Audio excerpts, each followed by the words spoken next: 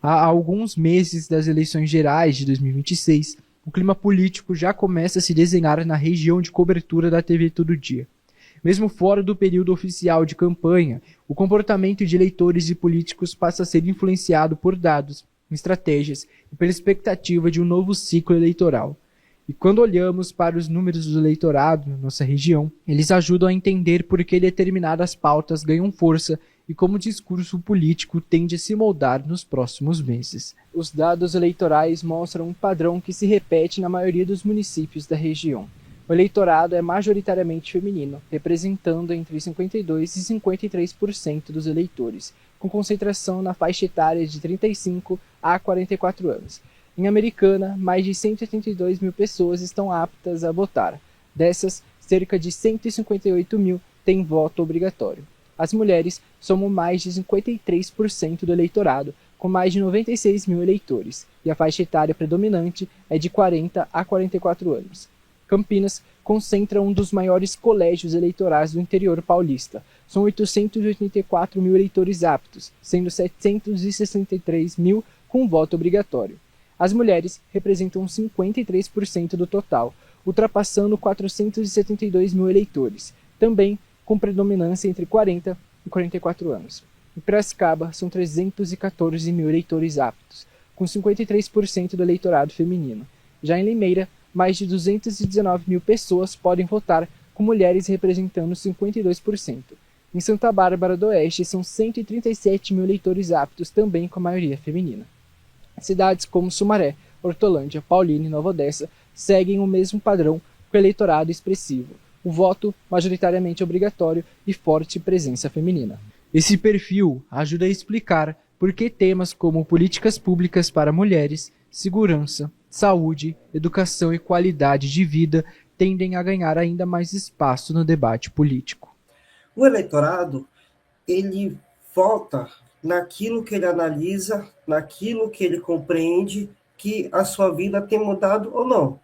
Né? Se uma situação de vida econômica, profissional, educação, saúde, saneamento, está tudo ok, eu tendo a apoiar aquele candidato que está no governo, que está no poder, porque eu vejo que ele tem feito algo minimamente para mudar a minha situação de vida, em forma de política pública. Com um eleitorado majoritariamente feminino, a tendência é que pautas relacionadas aos direitos das mulheres ganhem ainda mais centralidade no debate político. Pode influir muito, principalmente agora que a gente tem falado e tem dado visibilidade muito importante na questão do feminicídio, nas violências contra as mulheres.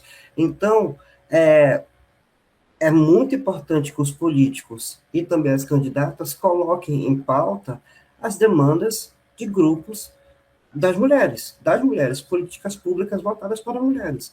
Né? O que a prefeitura tem feito, o que os vereadores têm proposto, o que os deputados estaduais, os deputados federais, os senadores, os governadores, etc., têm promovido na defesa, na proteção e na garantia dos direitos das mulheres. Segundo o cientista político, o ano eleitoral é marcado por prestação de contas, inauguração de obras públicas e intensificação do discurso político, tanto por quem está no poder quanto pela oposição. Obviamente, os políticos sabem disso, né? Tem todo um corpo estratégico que apoia a decisão dele. O que eles fazem? Pegam o ano eleitoral para o quê? Lançar obra. Né, aquele senso comum de que é ano eleitoral, o ano de se lançar obra, de inaugurar obra, de prestar conta, que os políticos vão ter que prestar conta daquilo que fez durante o ciclo eleitoral. E é isso que a sociedade avalia, e é isso que os políticos sabem, e é isso que os políticos vão construir estratégia para o quê? Para se reeleger. E aqueles que porventura não estejam no poder, não estejam exercendo algum cargo, né, vão criticar ou vão apontar as falhas durante a gestão de quem está na gestão. Mas ter um grande número de eleitores obrigatórios não significa necessariamente engajamento político. O fato de ter esse número é um número de pessoas que vão ter que votar, ou pelo menos justificar ou comparecer ao processo eleitoral. Mas significa dizer que todas essas pessoas elas vão participar, elas vão se engajar, elas vão fiscalizar, elas vão escolher de forma racional os seus representantes, aí vem a questão da questão substantiva da democracia, né, de se engajar, de participar, e que não se encerra votando. Muito pelo contrário, é o ciclo posterior também, de fiscalizar. Aquele candidato, aquela candidata que eu votei, ela está cumprindo com aquilo que eu esperava? Mesmo sem definições oficiais, o cenário pré-eleitoral de 2026 já começa a movimentar bastidores políticos na região. Em diferentes municípios, nomes ligados ao Legislativo e ao Executivo Municipal passam a ser citados como possíveis pré-candidatos, tanto para a Assembleia Legislativa quanto para a Câmara dos Deputados. Em Americana, aparecem como possíveis candidatos a deputado estadual Franco Sardelli, Ricardo Molina, Wanderley Macris e professora Juliana. Para deputado federal, o nome citado é o de Marcos Caetano. Já em Santa Bárbara, os nomes mencionados como possíveis candidatos a deputado estadual são Felipe Sanches, Rafael Piovesan e Esther Moraes. Para deputado federal, surge o nome do ex-prefeito Denis Andia. Em Campinas, são citados como possíveis candidatos a deputado federal Jonas Donizete, Carlos Sampaio, Paulo Freire, e para deputado estadual aparecem nomes como Vini Oliveira e Mariana Conte. Em Piracicaba, surgem como possíveis candidatos a deputado estadual Alex Madureira e professora Bebel para reeleição. Barjas Negre e Paulo Campos, que ainda não têm definição sobre o cargo a ser disputado. Todos os nomes citados nessa reportagem são apenas suposições e análises da nossa região. Mas além dos nomes, outro ponto fundamental já entra no radar da Justiça Eleitoral: a regularização do título de eleitor. Um dos principais pontos, já agora de início, é a questão da regularização eleitoral. É importante que as pessoas consultem se realmente estão aptas para poder exercer a democracia.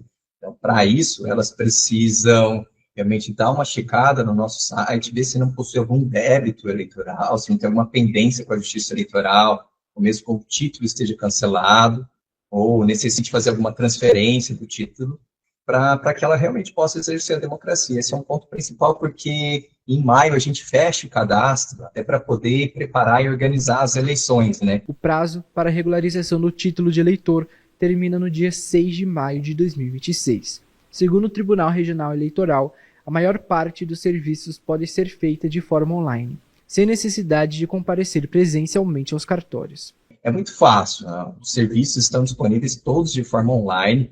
Basicamente, a pessoa pode consultar lá o nosso site, que é o www.tre-sp.jus.br. Ali ele pode procurar ali o atendimento online, e lá ele consegue verificar, primeiro, a sua situação eleitoral, se ele tem alguma pendência, e aí, se tiver algum débito, ele já consegue fazer o pagamento, tudo de forma online, a transferência de título também, se não tiver aí mais alguma limitação, consegue fazer tudo de maneira online. Outro desafio que se repete a cada eleição é o combate à desinformação e às fake news, principalmente nas redes sociais e aplicativos de mensagens. Esse realmente é um grande desafio. A Justiça Eleitoral ela trabalha assim, de uma forma preventiva e educativa com a questão do enfrentamento à desinformação. A gente tem campanhas permanentes, divulgação aí em nossos canais institucionais. Até recentemente a gente também lançou um documentário sobre enfrentamento à desinformação, falando sobre as características da urna eletrônica. Então, assim, a gente tem esse trabalho educativo permanente, mas, além disso, no período eleitoral, a Justiça Eleitoral também disponibiliza um aplicativo que chama Pardal. Por meio desse aplicativo, as pessoas podem também fazer denúncias sobre irregularidades e estarem atentas também para participar nessa fiscalização do processo eleitoral. É importante que elas também utilizem assim, os canais institucionais oficiais para consulta de informações, né? À medida que 2026 se aproxima, cresce também a responsabilidade dos eleitores, políticos e instituições. Regularizar o título, buscar informações em fontes confiáveis e acompanhar a situação dos representantes eleitos são passos essenciais para fortalecer a nossa democracia. Mais do que escolher nomes, as eleições de 2026 devem reacender o debate sobre o que tipo de sociedade e população da nossa região quer construir. Felipe Gomes, para a TV Todo Dia.